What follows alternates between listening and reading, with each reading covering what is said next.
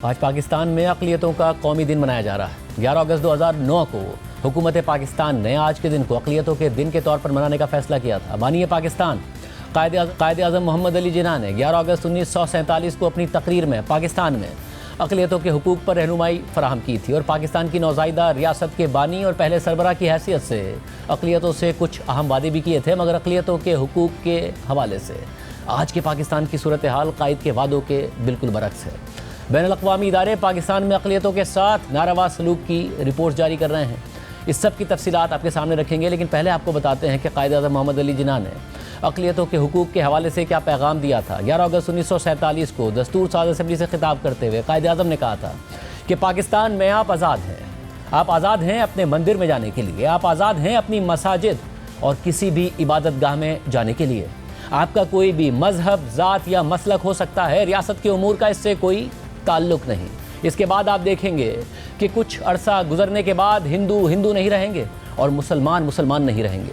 میں یہ بات مذہبی معنوں میں نہیں کہہ رہا ہوں، کیونکہ یہ تو ہر فرد کے نجی عقیدوں کا معاملہ ہے، بلکہ ریاست کے باشندے ہونے کی بنا پر سیاسی معنوں میں کہہ رہا ہوں۔ یہ قائد کا وعدہ تھا۔ پیل میں ہم بحیثیت ریاست مسلسل ناکام ہو رہے ہیں، اور بات صرف قائد کے وعدے کی نہیں ہے، بلکہ ہمارے دین نے بھی اقلیتوں کے حقوق سے متعلق ہمیں مکمل رہنمائی فراہم کی ہے، جسے ہم بحیثیت قوم بار بار بھول جاتے ہیں۔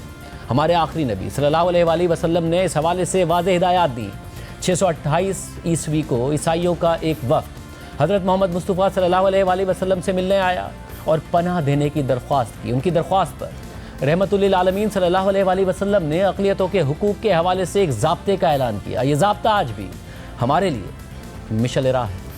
یہ ہیں وہ سنہری الفاظ جو ہمارے نبی صلی اللہ علیہ وآلہ وسلم نے کہے اور ہمیں پابند کیا کہ ہم اس ضابطے کی پابندی کریں، مگر کیا ہم اس پر عمل کر رہے ہیں؟ کیا مسلم اکثریتی ملک میں اقلیت اور ان کی عبادت گاہیں محفوظ ہیں؟ بدقسمتی سے اس سوال کا جواب نفی میں ہے، اور پاکستان میں اقلیتوں کے حوالے سے ہمیں ایک شرمناک صورتحال کا سامنا ہے۔ ہیومن رائٹس واچ کی 2025 کی رپورٹ میں سال 2024 کے واقعات کا احاطہ کیا گیا ہے۔ اس رپورٹ کے مطابق ملک میں توہین مذہب کے نام پر ماورا عدالت قتل کیے گئے، اقلیتوں کی عبادت گاہوں کو بھی نشانہ بنایا گیا۔ اس کے علاوہ پاکستان میں اقلیتی برادری، خاص طور پر ہندو لڑکیوں کی جبری شادیاں بھی مسلسل رپورٹ ہوتی رہی ہیں۔ دوسری طرف 29 جولائی کو جاری کی گئی ایمنسٹی انٹرنیشنل کی رپورٹ میں روزگار کے حوالے سے اقلیتوں کی حالت زار کا ذکر کرتے ہوئے لکھا گیا ہے کہ صفائی کا عملہ، جو زیادہ تر نام نہاد نچلی ذاتوں اور مذہبی اقلیتوں سے تعلق رکھتا ہے، ذات اور مذہب کی بنیاد پر امتیازی بھرتی اور کام کے طریقہ کار کا شکار ہے۔ صفائی کا کام ایک روایتی ذات کے ساتھ مخصوص پیشے کے طور پر بدنام سمجھا جاتا ہے، اور یہ زیادہ تر مذہبی اقلیتوں بشمول نام نہاد نچلی ذات کے مسیحیوں اور ہندوؤں کے ساتھ جوڑا جاتا ہے۔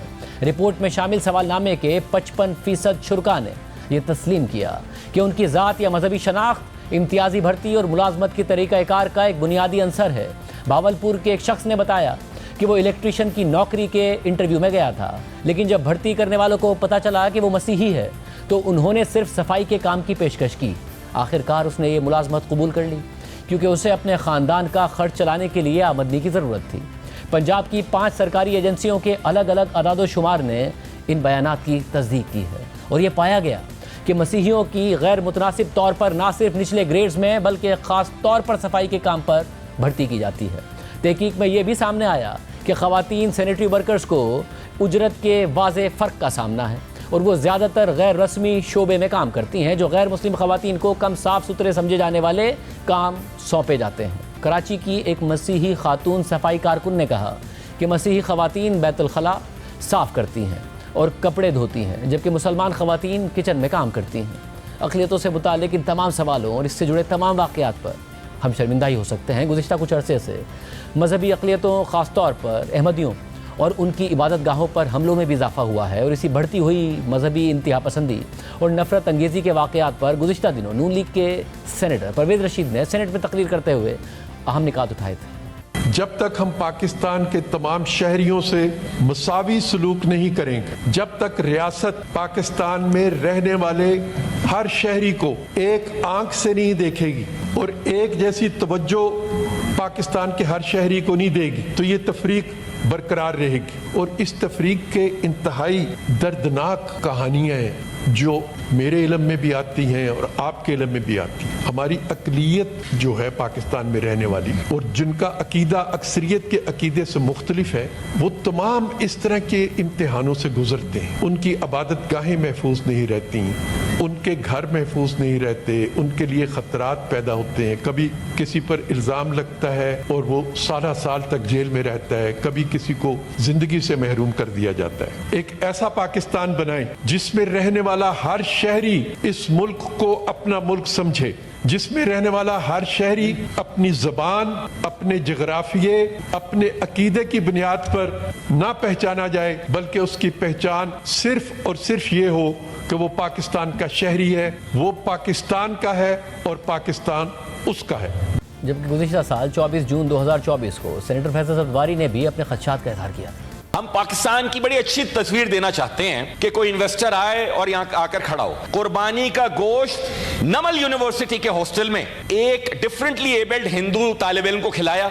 हमने सवात में नाम निहाद इल्जाम लगाया तौहीन का, मार दिया एक और मुसलमान को। पंजाब के मुख्तलिफ शहरों में किया, कभी गोजरा में किया, कभी कराची की क्रिश्चियन बस्तियों में किया, और कोई सजाएं नहीं मिल रही उनको। और हम ये चाहते हैं कि वो इन्वेस्टर यहाँ पर आए जो गलती से अगर मुसलमान नहीं हो, मुसलमान भी हुआ, किसी से लेन देन का तनाजा हुआ, मैंने झूठी कसम खा के किसी ने भी उस पर इल्जाम लगा दिया, तौहीन का जला देंगे लोग। इस तरीके से तो नहीं होगी इन्वेस्टमेंट, इस तरीके से तो मईशत बहाल नहीं हो सकती। इसलिए हम सबको इस इफरीत से निमटने के लिए ये लिप सर्विस बंद करके काम करना होगा।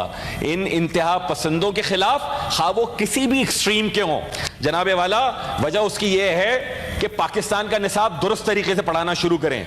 बताएं कायद आज़म मोहम्मद अली जिन्ना कौन थे, बताएं उनकी पहली काबीना कौन थी, बताएं उनकी पहली कॉन्स्टिट्यूएंट असेंबली का को चेयर कौन कर रहा था, बताएं कि पाकिस्तान के लिए किसकी कितनी कुर्बानियां हैं, बताएं कि जो बाद में पाकिस्तान के चाचे मामे बन रहे हैं कि किस तरीके से आप पाकिस्तान और पाकिस्तानियों के लिए ज्यादतियां कर रहे हैं और दीन इस्लाम को आप बदनाम कर रहे हैं।